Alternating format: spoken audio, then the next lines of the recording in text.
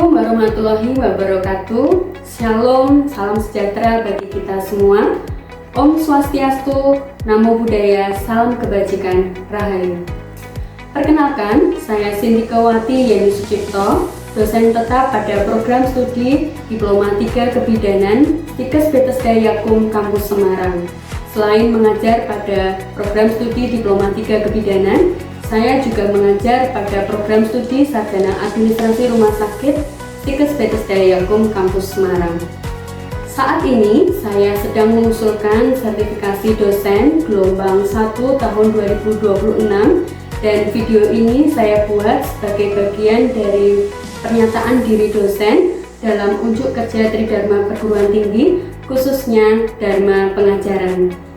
Pada kesempatan ini, saya akan menampilkan proses pembelajaran pada mata kuliah promosi kesehatan yang saya ampu pada program studi Sarjana Administrasi Rumah Sakit Stikes Bethesda Yakum Kampus Semarang dengan bobot 3 SKS, 2 SKS teori, dan 1 SKS praktek. Tentunya, mata kuliah ini sesuai dengan bidang kepakaran dan kompetensi akademik yang saya miliki, serta merupakan bagian penugasan akademik yang diberikan oleh institusi kepada saya.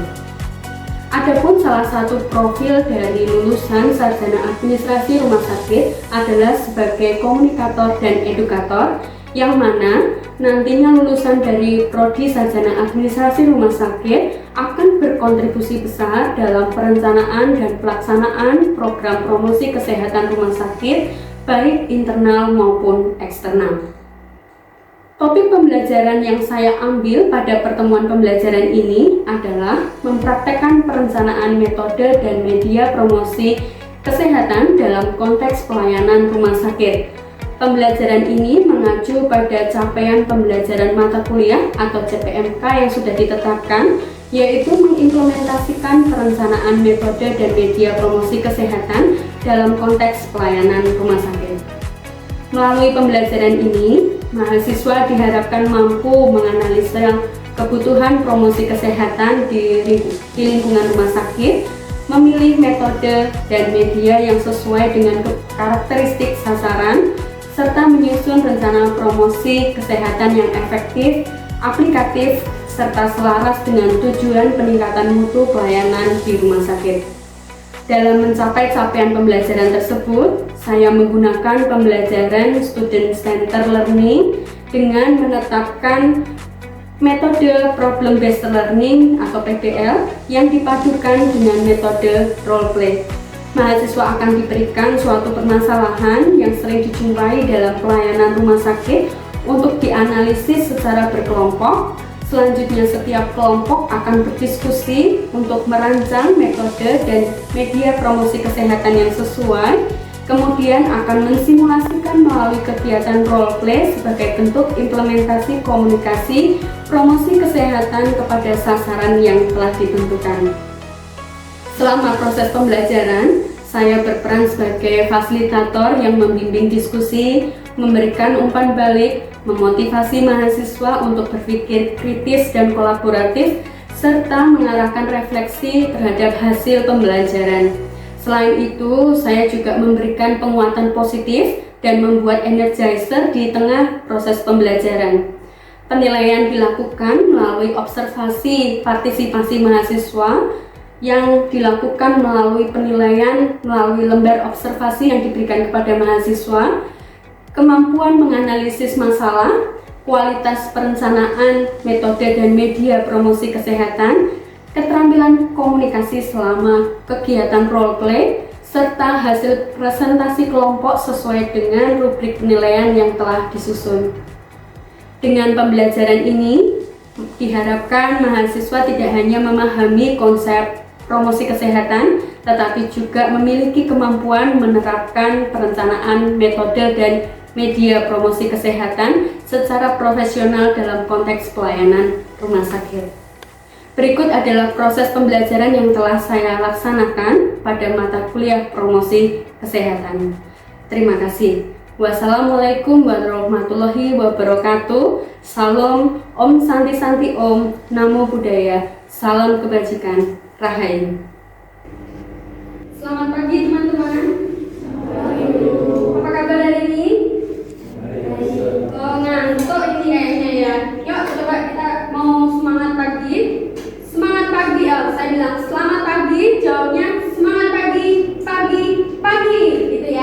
Coba, selamat pagi. Selamat pagi, pagi, pagi, pagi. Jawabnya bukan selamat pagi, tapi semangat pagi. Ya, ya. Coba ulangi ya. Selamat pagi. Selamat pagi, pagi, pagi, Pagi. Ya. Untuk kita masuk di pertemuan ini, sebelumnya kita doa dulu ya. Mungkin ada yang bisa bantu dari doa. Pak Kalian kan sekali lagi ya. Bantu doa. Terima kasih atas berkat-Mu, kami sampai di sini dan berfungsi untuk melakukan perkuliahan.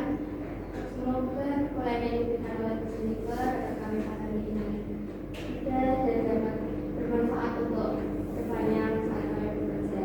Terima kasih Tuhan dalam doa. Amin. Terima kasih. Ya, di pertemuan kita yang ke-10 ini kita akan mempelajari tentang penerapan metode dan media promosi kesehatan di lingkup rumah sakit ya. Nah, karena kita pertemuan sebelumnya kita sudah mempelajari, karena saya sudah banyak menjelaskan tentang metode dan media promosi kesehatan ya. Masih ingat teman-teman? Nah, masih ya. Nah, coba mungkin ada yang bisa disampaikan metode apa saja di dalam promosi kesehatan. Promosi kesehatan kan sasarannya ada yang besar ya berupa kelompok dan ada juga sasaran kecil atau individu. Kalau sasarannya besar itu biasanya metode yang tepat apa? Ya, ceramah seminar, bagus, Mbak Putri. Ada lagi? Diskusi kelompok. Kalau sasarannya individual, bimbingan konseling, ya betul. Ya, nah itu semua memang yang beberapa yang kita sudah jelaskan di pertemuan sebelumnya. Nah, saya akan tunjukkan dulu mengapa kita hari ini itu akan menerapkan dan mengimplementasikan mengenai metode dan media yang sudah kita pelajari di pertemuan sebelumnya. Kita akan coba praktekkan ya. Nah, yang pertama supaya nanti teman-teman bisa secara mandiri menentukan media dan metode yang tepat di dalam promosi kesehatan, karena itu nanti juga akan menjadi kompetensi kita di rumah sakit ya. Di sana dikatakan ada analisa kasus, karena hari ini kita akan belajar membedah kasus ya. Saya akan memberikan kasus. Dan yang kedua, setelah teman-teman menentukan, tentunya nggak cuma sampai menentukan, tapi teman-teman akan bisa mengimplementasikan metode dan media yang teman-teman sudah susun tadi untuk diaplikasikan, untuk diterapkan. Begitu? Apakah setuju? Ya, kalau setuju dan ini yang menjadi pembelajaran kita hari ini, saya akan coba untuk putarkan materi kita minggu lalu secara cepat supaya teman-teman sendiri juga beberapa mungkin ada yang lupa gitu ya. Kita akan coba ingat. Bisa diperhatikan? Halo teman-teman semua, terima kasih sudah bergabung kembali di kelas. Suaranya bisa dengar ya? Hari ini kita akan masuk di pertemuan kita yang ke-10, yaitu mempraktekkan mengenai rancangan metode dan media promosi kesehatan. Namun sebelum itu, saya ingin mengajak teman-teman semua untuk mereview materi yang sudah saya berikan sebelumnya, yaitu terkait dengan metode dan media promosi. Kita simak sama-sama ya.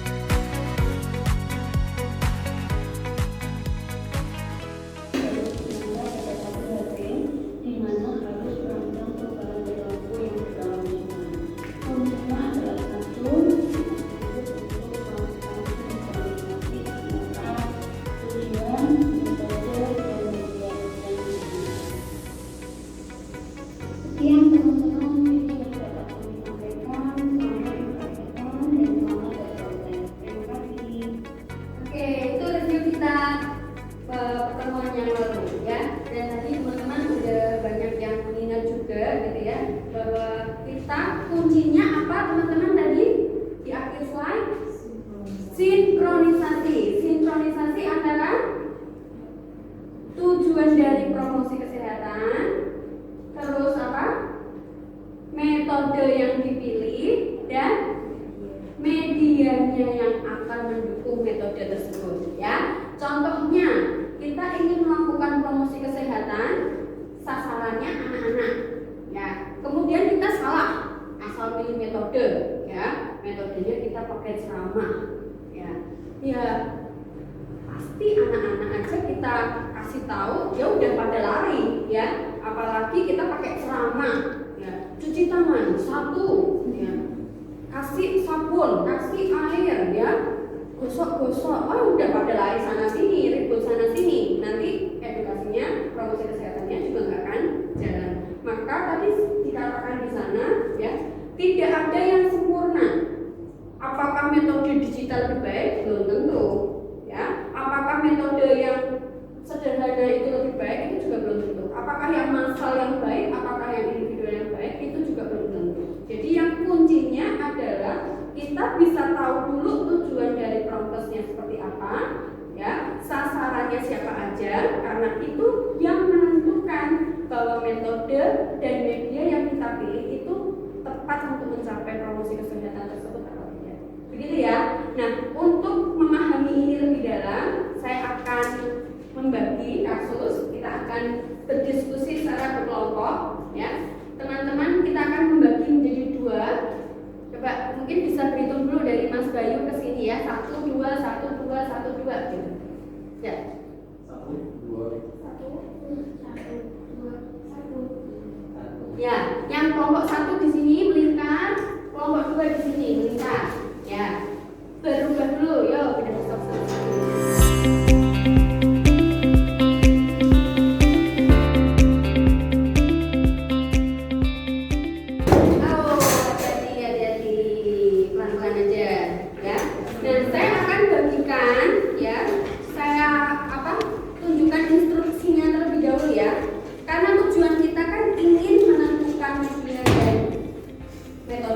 Setelah menentukan, kita akan mencoba mengimplementasikan.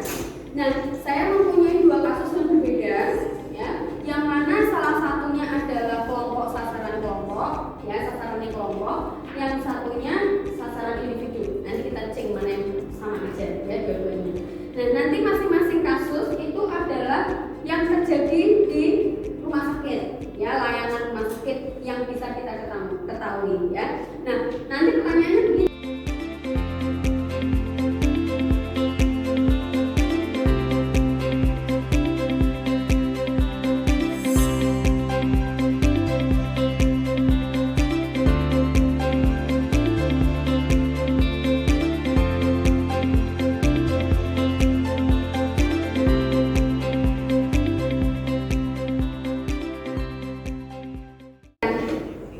Jika ada pertanyaan bisa ditanyakan langsung ya.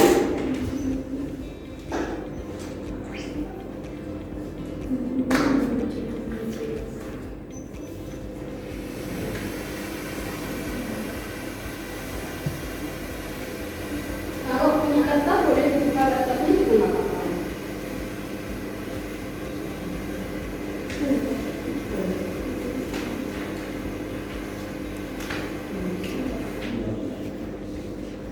Karena kertasnya satu.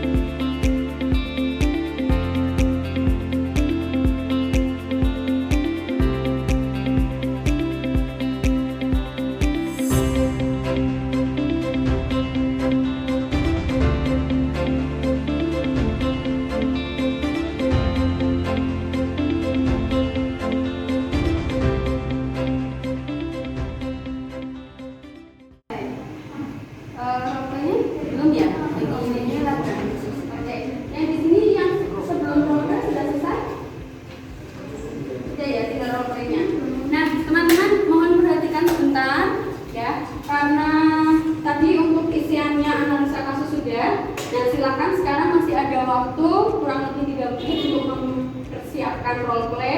Masing-masing ada yang bertugas sebagai petugasnya, ada yang sebagai sasaran. Kalau yang individu berarti pilih salah satu yang kira-kira cocok untuk memerankan kasusnya.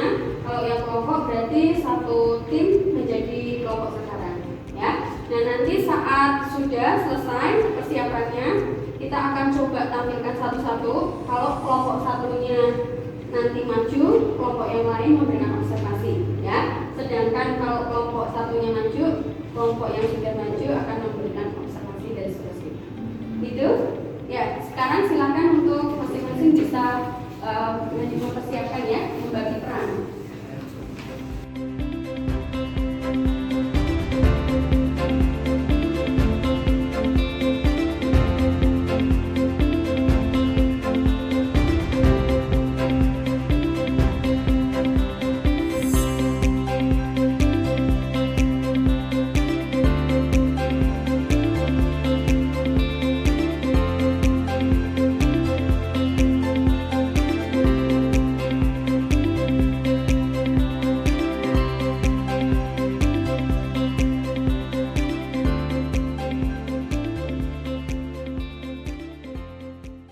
Dan waktunya habis, bisa agak mundur supaya ini nanti disetting untuk role play bagi teman-teman.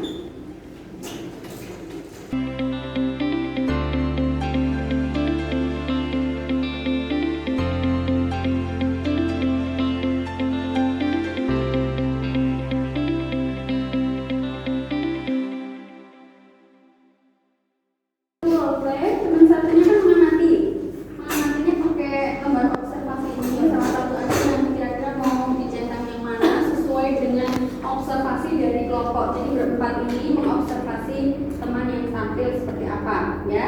Melihat dari metode yang dipilih, kemudian medianya seperti apa. Begitu juga untuk kelompok yang satu, nanti ketika kelompok dua maju, nanti akan diobservasi. Gitu ya. Maaf. Nah, sebelumnya kita pakai berdiri dulu. Keluar dari kursinya. Kita akan coba. Ya. Kita nari ya. Nah, kita coba ikutin keluar dari.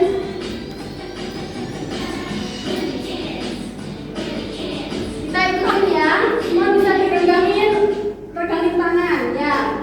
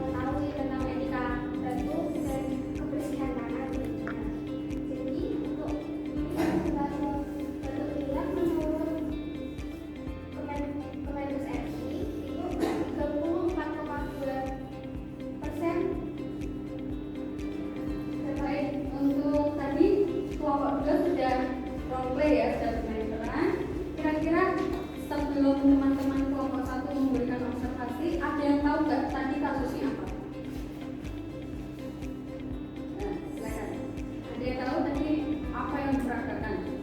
Di mana itu kira-kira?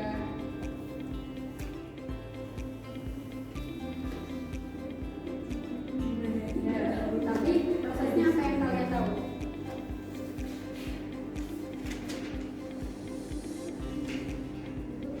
Satu. Terus?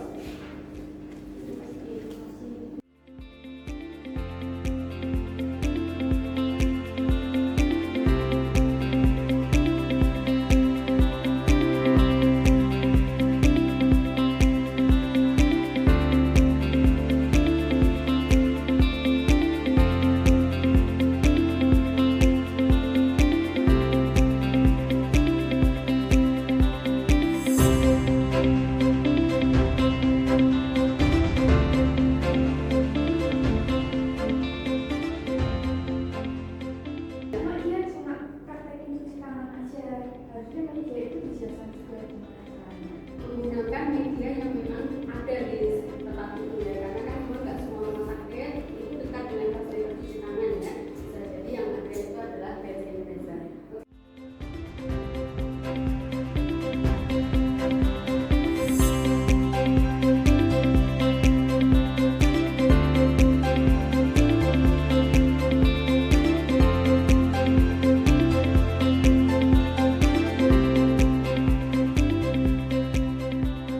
Mungkin begitu yang bisa saya rangkum. Oke, ada pertanyaan? Nggak ada? Cukup jelas? Oke, sekali lagi mungkin bisa 1-2 orang bisa menyimpulkan, 1 dari kelompok 1, 1 dari kelompok. Silakan.